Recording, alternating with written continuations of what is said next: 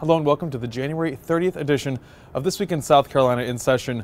I'm Gavin Jackson outside the State House here in Columbia. Well, we just started off the fourth week of the legislative session here with a little bit of a short day over in the House where lawmakers briefly debated some bills.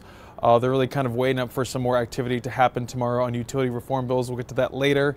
Over in the Senate, there was a longer day where they continued debate over this nuisance lawsuit bill that seems to have some resolution. There's an amendment proposed at the end of the day here around 5 o'clock that we'll see taken up again tomorrow.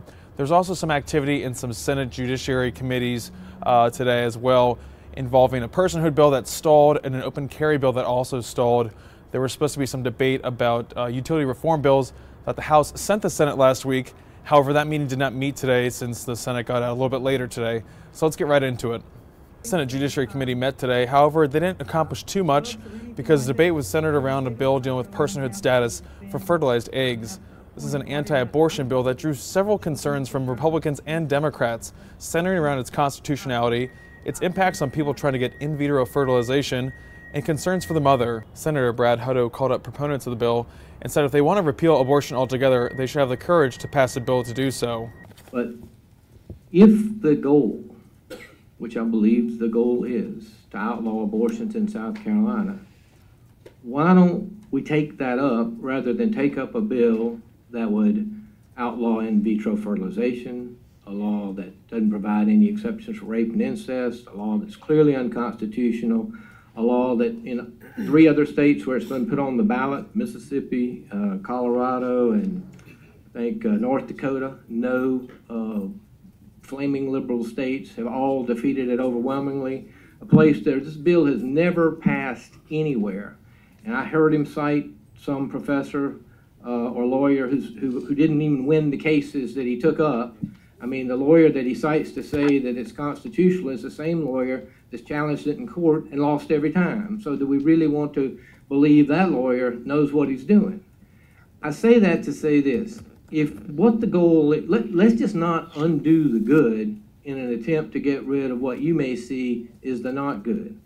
If you don't want abortion to be safe and lawful in South Carolina, then just put in a bill that says we repeal Title 44, Chapter 41, and be done with it. That way, people who are having trouble getting pregnant, seeking out the services of fertility clinics, believe that in vitro fertilization is the thing that's going to bring them a child and bring them joy in their lives, are not harmed by your attempts. Even Republican senators had issues with the personhood bill. I think a lot of this is truly grandstanding. I'm looking at the senator from Pickens. I should know that, he sits right beside me, and the senator from Anderson, who also sit beside me. So between the two of y'all, you have 7 daughters. So 7 daughters would be at risk if something as simple as a tubal pregnancy occurred. You would not be able to get your daughter to court to get an order fast enough. You would not be able to get your daughter across state lines. So both daughter and baby would die. I know you, my colleagues, would not intend that, but that's how this bill is drafted.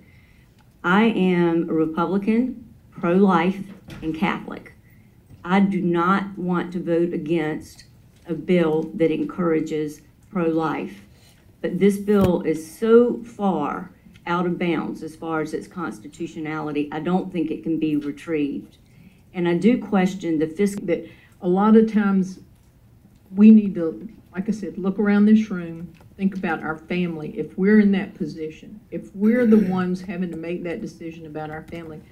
And I've supported personhood all along. I've been a sponsor of this bill every year. But I think there's some problems with this that we need to look at seriously. We need to take some of the things that the senator from Orangeburg has brought up about the people that want to have children that this would affect. We're not looking at this as a whole and some of the things that we're restricting here. So, you know, maybe we need to stop just long enough to look at this. Let's don't rush out of here just to say we've got it on the floor. Senate lawmakers continued their debate over H. 3653, which is a bill dealing with nuisance lawsuits filed against manufacturing and industrial facilities. Now, this bill would give those manufacturing facilities legal immunity from such nuisance lawsuits lodged by neighbors who maybe live nearby a manufacturing plant and are offended by smells or sounds that come from the plant. Now, this bill is kind of contentious, and it's been on priority debate status in the Senate for several days now. However, we seem to have reached some sort of agreement, at least in the Senate, with an amendment dealing with some of the issues brought up by Senator Vincent Shaheen and Senator Tom Davis. Let's go to that right now. Did you know that I haven't heard any evidence of any problem at all? And I, as I mentioned while you were in good faith trying to work something out back there, I referenced your invitation to companies to come in, and that if there were cases where companies in other states were not going to come to South Carolina because we didn't have a codified doctrine of public nuisance, or if there were companies in South Carolina that refused to expand because we had a common law doctrine that wasn't sufficient, I want to hear that, because I don't want to have to explain to my constituents how I voted against a law that would have created more jobs. But I haven't seen, I've heard theoretical arguments, but as I was sharing with the senator from Spartanburg, those theoretical arguments are already accommodated by existing common law principles. I mean, if you've got a noxious activity and it's obvious to whether it's smell or noise or whatever other noxious activity it might be, if I then knowing that, move there and live there, the common law already takes that into account in the coming to the nuisance doctrine, and I'm out of luck.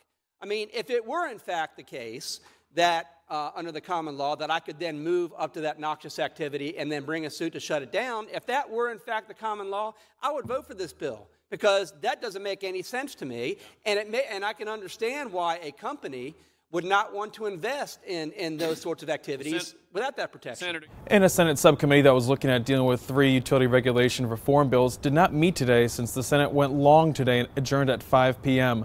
2 of those bills were House bills that were sent over from the House last week to the Senate, dealing with utility regulators in the state. Another bill was a Senate bill looking at repealing the Base Load Review Act. The House, however, is expected to debate a similar bill tomorrow on Wednesday on the House floor that would prevent the utilities from receiving $37 million every month for the failed VC Summer Plant nuclear expansion project.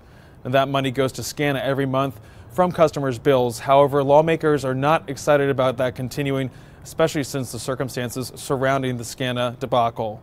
Now, we'll bring you more of that tomorrow, as well as every Tuesday, Wednesday, and Thursday throughout the legislative session here at SCTV. You can find daily legislative video recaps on our Facebook page, our YouTube page, and on my Twitter account at Gavin Jackson at 7 p.m.